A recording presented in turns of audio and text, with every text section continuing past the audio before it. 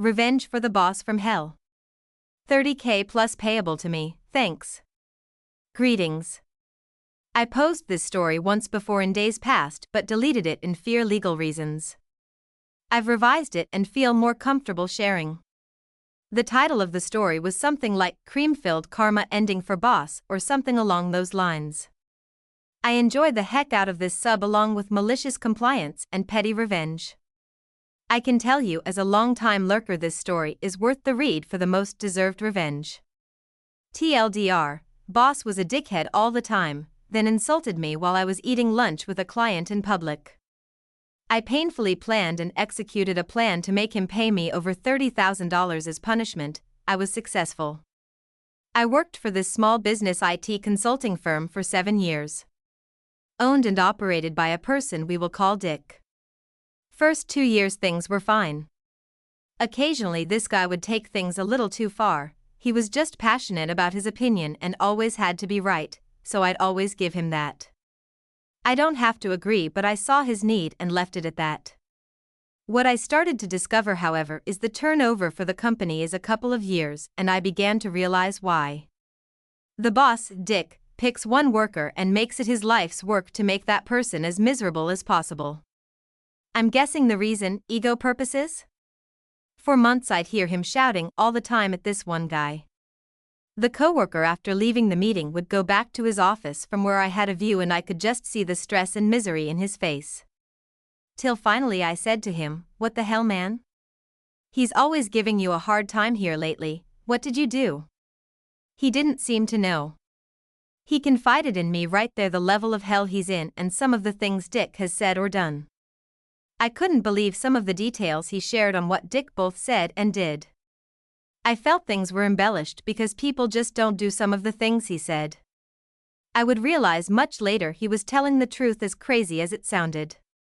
A few months later he finally found another job and left. I talked to him couple times a year and he always said it was the best choice in his life he ever made. Dick's sights then narrowed onto me. I can take a lot. So for the next 5 years I took it.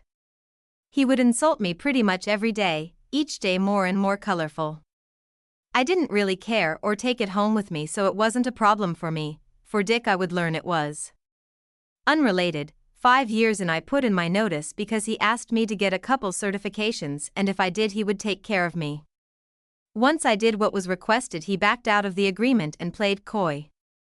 Once he received my notice a couple months later he called me up within a minute, begged me to stay. It's important to note he only asked for 2 certifications. I not only obtained those but an additional 14 on top of that. Each time he would tell me, "Great job, you will be well taken care of." He lied 16 times in total on this matter. He matched the offer and increased my salary up another 15K. Not looking forward to starting a new job I decided to stay. What I learned is I was a fool to do that and money isn't everything. Go where you'll be the most happy. Best life advice I can give after this experience. He left me alone for a couple months after that. He wasn't in the office much either. Then a day struck his fancy to start things up again, only he ran out of material. My work is solid and he had no opportunity to criticize that. The only method he had was bashing his ego and sarcasm around, but he realized it had no impact on me. Here is a brief snippet of any given day of what it's like to be selected as his target. He would communicate a problem he was having in length. Let's say he complained about his cell phone. After he finished his story, you would provide a helpful suggestion or advice from your experience. In turn, he would ask with an entitled and sarcastic tone if you were an expert on the matter and wanted to see those credentials. I learned fast, just never speak unless spoken to. Any comment or insult he made I would respond without emotion and just say okay.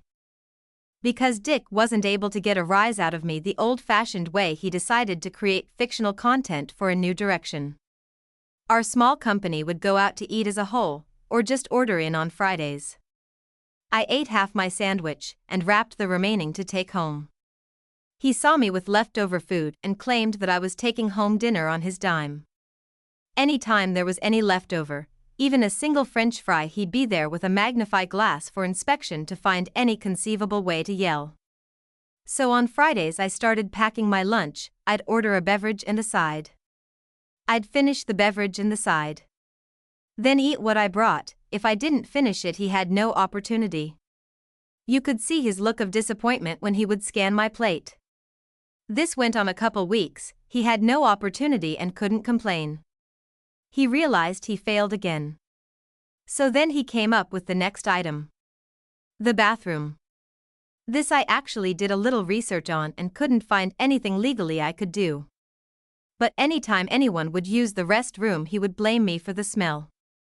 Instead of hello when passing in the highway, he would say, "Did you use spray or did you light a match?" as hateful as he could, but that was his normal.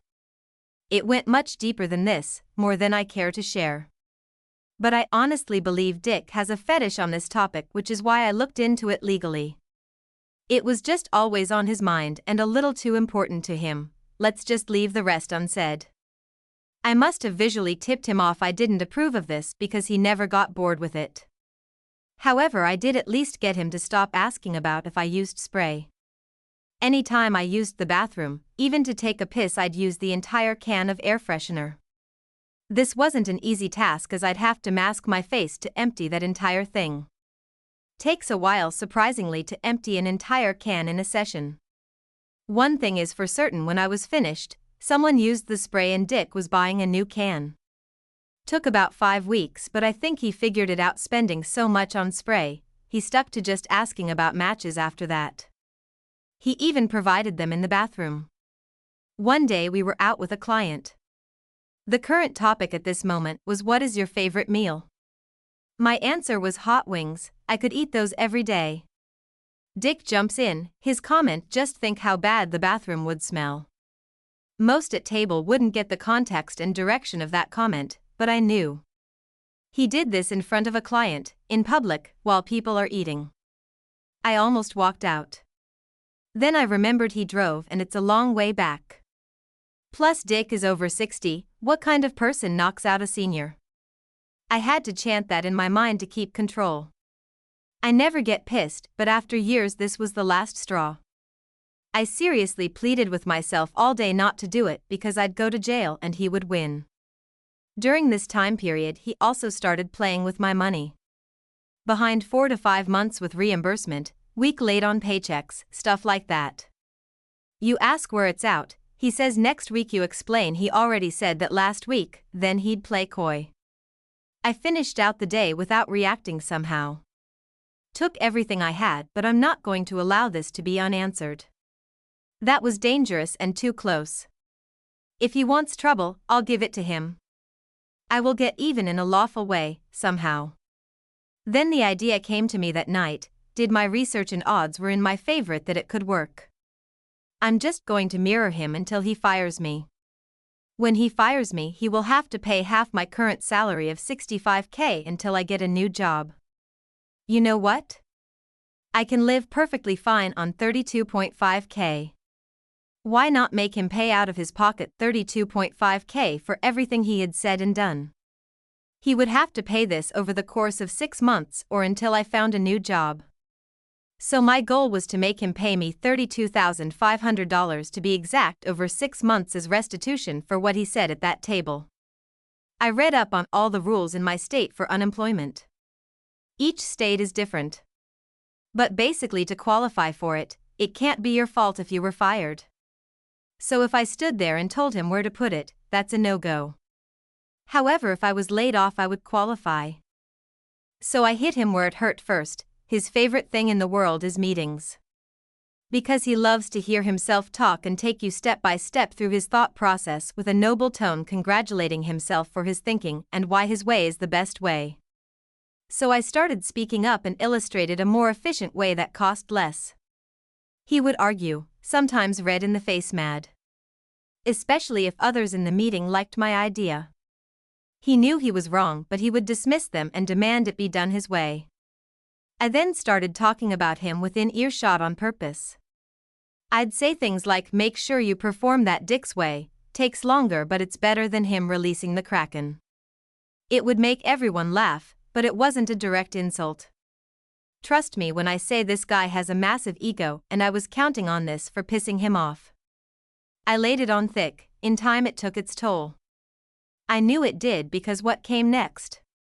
His retaliation was the kitchen sink. He had nothing, so he started accusing me of things, then playing coy when it came to reviewing the details or facts. He would put words in my mouth, I'd state he was wrong, and then he would tell me I was. All he was doing was opening the door so he could play a revengeful sarcasm game. I know it's a game, so I decided to take his new toy away from him by just going along with whatever it is he said. Which further made him mad because what he was doing had no effect on me. Fast forward 6 months, yes, I'm still working here. But we're only receiving a couple calls a day, which are 15 minutes each. This was due to Dick's bad business discussions. While I took delight knowing he was hemorrhaging money for months, I was hoping for a layoff to execute my plan. Nothing. I have to make him want to fire me, it's the only way. I have to beat him at his own game while providing the illusion he is in control. So I turned up the heat. I was asked to travel to a client by the second in command. I said, I'm sorry, man. I haven't received reimbursement in 6 months for travel expenses, and I just had my work cell phone service turned off. With the way business is right now, things aren't looking good. I'd be stupid to take on more expenses, and I'm owed over $2,000 as it is. Once that's paid in full, I'd be more than happy to continue on a week-to-week basis after reimbursements. That day Dick had a meeting with me and set up a payment plan to pay the money back. After 3 weeks it would be paid.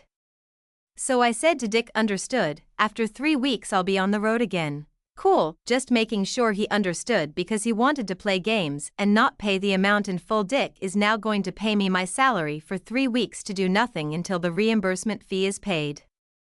Guy has a several $1,000,000 house, goes on vacations, has a boats, etc. Out of all the things I've done so far, this had made the most significant impact. Because I outwit him at his own game, it embarrassed him in the eyes of others. Why? Because the second of command was instructed to drive me anywhere I was needed. So I had my own personal taxi driver for the few calls we had over the next 2 weeks. 2 weeks he paid 2 people, me and the admin, to drive and watch me work. I was friends with the admin and he knew exactly what I was doing, and he loved every second of it. Then on the 3rd week, 3 days until the final payment, it happens. Dick enters my office and gives me the filmier demeaning dog wave gesture to follow him without speaking. We sit down and he asks me what the problem is. I told him the problem is he needs a new hobby. In one hand you have someone sitting here that busted his ass for the last 7 years, in the other your need to bash someone's face in the dirt with your ego. The problem with me is I won't conform and provide both. He asked for some examples. I said, you know what I'm talking about, and even if I did review them you'd play coy. He then played coy about being coy. I laughed. After a pause he said, if you feel that way, why didn't you speak to me about it? I reminded him that I did twice, and both times you humiliated me for it and said this is I.T. What the I.T. career that I've done the last 20 years had to do with his ego, I'll never know. He responded with, I'm behind the times. My work has been poor, and out of the kindness of his heart he gave me a raise after I demanded it.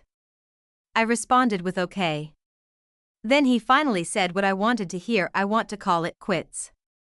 I remained professional and communicated I'm sorry things didn't work out, and spent the next 2 hours reviewing stuff with coworkers on how to handle certain things.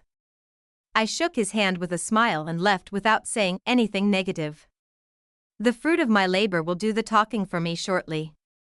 En route on the way home I called family members to tell them the good news. Everyone was so happy for me. It finally happened.